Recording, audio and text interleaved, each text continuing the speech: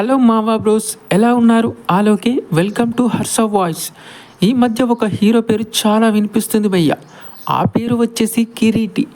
మొన్న రిలీజ్ అయిన junior movie hero. ఇతను చేస్తున్న డ్యాన్స్కి మన టాలీవుడ్ ఆడియన్స్ సైతం ఫిదా అయిపోతున్నారు. అసలు మ్యాటర్ ఏంటంటే, మనకు డ్యాన్స్ అంటే గుర్తొచ్చేది మొదటగా అల్లు అర్జున్, హృతిక్ రోషన్, ఎన్టీఆర్ అండ్ రామ్ చరణ్. డ్యాన్స్లో వీళ్ళని కొట్టే హీరోనే లేడు. మొదటగా అల్లు అర్జున్ డ్యాన్స్ గురించి మాట్లాడుకుంటే, ఏ టైప్ ఆఫ్ స్టైల్లో అయినా సరే డ్యాన్స్ చేయగలడు. చాలా అంటే చాలా స్టైలిష్గా డ్యాన్స్ వేసే హీరోలో ఎవరైనా ఉన్నారంటే అది అల్లు అర్జునే. ఇండియన్ మైకల్ జాక్సన్గా అల్లు అర్జున్కి మరో పేరుంది. ఇక సెకండ్ వచ్చేసి హృతిక్ రోషన్. ఇతన్ని డ్యాన్స్లో గాడ్ ఆఫ్ డ్యాన్స్ అంటారు. తన మూవ్స్తో ఆడియన్స్ని కట్టిపడేస్తాడు. ఇక థర్డ్ వచ్చేసి ఎన్టీఆర్. దుమ్ము రేగొట్టే డ్యాన్స్లో నెంబర్ 1 స్థానంలో ఉంటాడు ఎన్టీఆర్.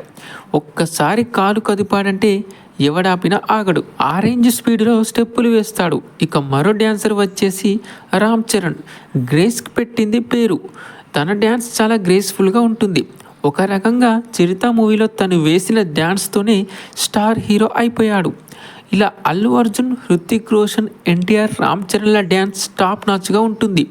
కానీ నిన్న కాక మొన్న వచ్చిన కిరీటి వేస్తున్న స్టెప్పులు చూసి మన టాలీవుడ్ హీరోస్ అందరినీ డామినేట్ చేశాడని అంటున్నారు. డ్యాన్స్లో మన హీరోలని ఓడించే కొత్త హీరో వచ్చాడని కామెంట్ చేస్తున్నారు. అంతేకాదు, ఇప్పుడు ఇండియన్ మైకల్ జాక్సన్ అంటే అది కిరీటే అని ప్రశంసలు కురిపిస్తున్నారు. కానీ నా ఒపీనియన్ ఏంటంటే, ఒక్క సినిమాతోనే నెంబర్ 1 డాన్సర్ అని డిసైడ్ చేయడం కరెక్ట్ కాదు. కిరీటి బాగానే చేస్తున్నాడు, కానీ అల్లు అర్జున్, ఎన్టీఆర్, హృతిక్ రోషన్, రామ్ చరణ్ వీళ్ళు ఎన్నో రకాల ఐకానిక్ స్టెప్స్ వేస్తూ ఈ పొజిషన్కి వచ్చారు. ఇలా ఒక్క మూవీతోనే వాళ్ళని ఓడించాడని అనడం అయితే అస్సలు కరెక్ట్ కాదు భయ్య. మరి మీరేమనుకుంటున్నారు? నిజంగానే కిరీటి వీళ్ళని డామినేట్ చేశాడా లేదా అనేది కామెంట్లో చెప్పండి.